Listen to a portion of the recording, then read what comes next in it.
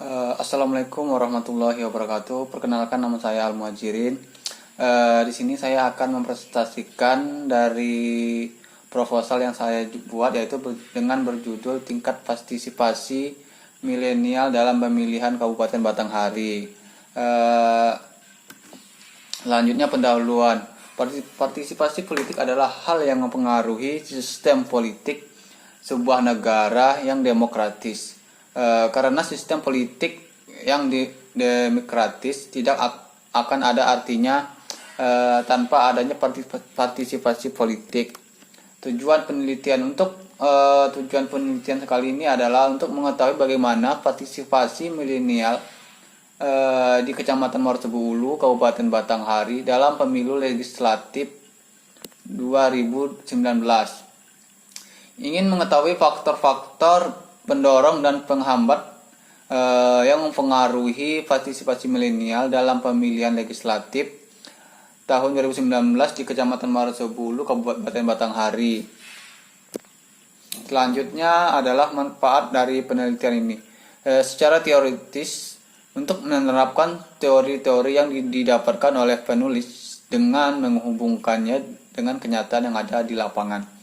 Secara praktis diharapkan dapat menjadi bahan masukan dalam pengambilan sampel banyaknya partisipasi milenial dalam pemilu legislatif tahun 2019. Selanjutnya secara akademis, penelitian ini sebagai bahan pengembangan ilmu pengetahuan bagi peneliti mendapatkan wawasan dan dapat mengimplementasikan ilmu yang sudah dipelajari di perkuliahan. Selanjutnya tentang konsep partisipasi. Menurut Salimon, Edwin, dan M. Al-Amin dengan jurnalnya 2003.9, partisipasi yaitu ikut sertanya sesuatu kesatuan untuk mengambil dalam aktivitas yang dilaksanakan oleh kesatuan yang lebih besar. Yang kedua itu konsep politik. Menurut Kartini Kartono, dilihat dari struktur dan kelembagaan politik dapat diartikan sebagai suatu yang ada relasinya dengan pemerintahannya, undang-undang, hukum, kebijakan atau polisi dan lain-lain. Yang ketiga konsep demokrasi. Konsep demokrasi adalah bentuk mekanisme sistem pemerintahan suatu negara sebagai upaya mewujudkan kedaulatan rakyat atas negara untuk dijalankan oleh pemerintah negara tersebut. Selanjutnya ciri-ciri pemerintahan demokrasi. Adanya keterlibatan warga negara dalam pengambilan keputusan politik baik secara langsung maupun tidak langsung. Adanya pengakuan, penghargaan dan pelindungan serta persamaan hak bagi warga negara. Selanjutnya adanya lembaga pengadilan dan hakim. Adanya pemilihan umum untuk memilih wakil rakyat, pemilihan umum untuk memilih pemimpin. Adanya pengakuan terhadap pembedaan kelembagaan. Yang keempat yaitu partisipasi politik. Menurut Rahman 1998.128 bahwa partisipasi adalah penentuan sikap dan keterlibatan hasrat setiap individu dalam situasi dan kondisi organisasinya sehingga pada akhirnya mendorong individu tersebut untuk berperan serta dalam pencapaian tujuan organisasi serta ambil bagian dalam setiap tanggung jawab bersama. Selanjutnya adalah faktor-faktor yang mempengaruhi partisipasi politik. Yang pertama, aspek kesadaran politik terhadap pemerintah, sistem politik. Yang dimaksud dalam kesadaran politik adalah kesadaran hak dan kewajiban warga negara, misalnya hak politik, hak ekonomi, hak pelindungan, hak hukum, kewajiban ekonomi, kewajiban sosial dan lain-lain sebagainya. Yang kedua menyangkut bagaimana penilaian serta aspirasi terhadap kebijakan pemerintah dan pelaksanaan pemerintahannya. Selanjutnya yaitu bentuk-bentuk partisipasi masyarakat dalam berpolitik. Partisipasi politik konvensional yaitu terbagi menjadi 5. Yang pertama pemberian suara atau voting, yang kedua diskusi politik, yang ketiga kegiatan kampanye, yang keempat membentuk dan bergabung dalam kelompok kepentingan, yang kelima yaitu komunikasi individual dengan penjabat politik atau administratif. Selanjutnya yaitu partisipasi politik non konvensional, yaitu terdiri dari 5. Yang mana yang pertama yaitu pengajuan petisi, yang kedua berdemonstrasi, yang ketiga konfrontasi, yang keempat mogok, yang kelima tindakan kekerasan politik terhadap harta benda, pengurusakan, pemboman ataupun pembakaran. Selanjutnya yaitu pemilihan umum atau pemilu. Pemilihan umum atau pemilu merupakan salah satu hak asasi warga negara yang sangat prinsipil karenanya dalam rangka pelaksanaan hak asasi dalam suatu keharusan bagi pemerintah untuk melaksanakannya sebuah pemilu sesuai dengan asas bahwa rakyatlah yang berkedaulatan, maka semuanya itu harus dikembalikan kepada rakyat untuk menentukannya. Selanjutnya yaitu tujuan dari sebuah pemilu. Tujuan sebuah pemilu sebagai mekanisme untuk menyeleksi para pemimpin pemerintahan dan alternatif kebijakan untuk public policy. Selanjutnya pemilu sebagai pemindahan konflik kepentingan dan masyarakat kepada badan perwakilan rakyat melalui wakil-wakil yang terpilih partai memenangkan kursi sehingga integrasi masyarakat tetap terjamin. Selanjutnya yaitu pemilu sebagai sarana mobilitas, menggerakkan atau menggalang dukungan rakyat terhadap negara dan pemerintah dengan jalan ikut serta dalam proses politik.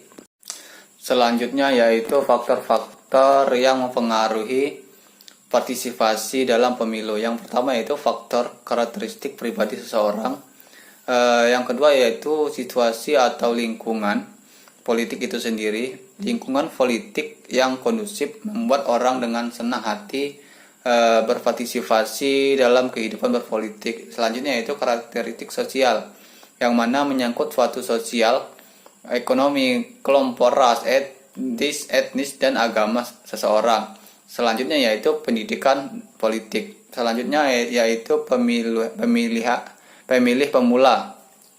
Pemilih di Indonesia terbagi menjadi 3 kategori. Yang pertama yaitu pemilih yang rasional, yakni memilih yang benar-benar memilih partai berdasarkan penilaian dan analisis mendalam. Selanjutnya yaitu memilih kritik emosional, yakni memilih yang masih idealis dan tidak terkenal kompromi. Yang terakhir yaitu pemilih pemula, yakni pemilih yang baru pertama kali memilih karena usia mereka baru memasuki usia pemilihan. Selanjutnya memasuki kerangka pemikiran. Partisipasi politik pemilih pemula. Pemilu legislatif pada tahun 2019 yaitu di Kecamatan Marosebulu di Kabupaten Batanghari terdiri dari 2 faktor. Yang pertama faktor pendukung, yaitu terdiri dari adanya perangsang politik. Selanjutnya karakteristik pribadi seseorang, karakteristik sosial, situasi atau lingkungan politik, pendidikan politik yang menghasilkan memilih sehingga memilih. Selanjutnya faktor yang penghambat, yaitu kebijakan induk organisasi selalu berubah. Pemula yang otonom. Selanjutnya dukungan kurang dari induk organisasi untuk mensukseskan sehingga menghasilkan sebuah golput. Selanjutnya yaitu kita memasuki metode penelitian. Penelitian ini menggunakan tipe penelitian kuantitatif, yaitu prosedur penelitian yang menghasilkan data deskriptif. Adapun data deskriptif yang dimaksud adalah menggunakan format Google Formulir atau Google Form. Subjek itu sendiri dalam penelitian kualitatif tidak tidak ditemukan adanya angka-angka yang dianalisis menggunakan alat statistik. Merupakan data memperoleh dari penelitian deskriptif digunakan untuk mengungkapkan sebuah fakta empiris secara objektif ilmiah dengan berlandaskan pada logika disiplin keilmuan penulis, yakni ilmu politik. Lokasi dan waktu penelitian. Lokasi penelitian dilakukan di Kecamatan Morosobulu di Kabupaten Batanghari. Alasan penelitian ini dilakukan di Kecamatan Morosobulu, Kabupaten Batanghari adalah berangkat dari pertimbangan kebutuhan data dan peneliti mengetahui kondisi yang terjadi di tempat yang diteliti dan dilihat tingkat partisipasi milenial yang ada. Selanjutnya yaitu jenis dan sumber data. Penelitian ini adalah penelitian kuantitatif. Adapun pendekatan yang digunakan adalah fenomena yang berkaitan langsung dan dilakukan oleh peneliti yang digambarkan fakta. Data primer adalah data yang diperoleh melalui studi lapangan dengan menggunakan teknik wawancara. Data sekunder adalah data yang diperoleh dari studi perpustakaan yang berupa buku, dokumen jurnal, hasil penelitian yang terkait dengan studi. Teknik pengumpulan data. Yang pertama observasi, wawancara, dokumentasi, dan yang terakhir adalah kuesioner atau angket. Terakhir adalah tentang analisis data. Yang pertama reduksi data, merujuk pada proses pemilihan, pemokusan, penyederhanaan, abstraksi dan transformasian data mentah-mentah yaitu terjadi dalam catatan lapangan tertulis. Yang kedua yaitu model data. Kita mendefinisikan model sebagai suatu kumpulan informasi yang tersusun membolehkan berdeskripsian, kesimpulan, dan pengambilan tindakan. Yang terakhir adalah penarikan kesimpulan. Data peneliti kualitatif mulai memutuskan apakah makna suatu catatan, keteraturan, pola penjelasan atau konfigurasi yang mungkin, alur kausal dan provokasi. Kemudian itulah penjelasan saya mengenai proposal yang saya buat sesuai dengan struktur yang saya ikuti berdasarkan aturan yang ada. Kemudian saya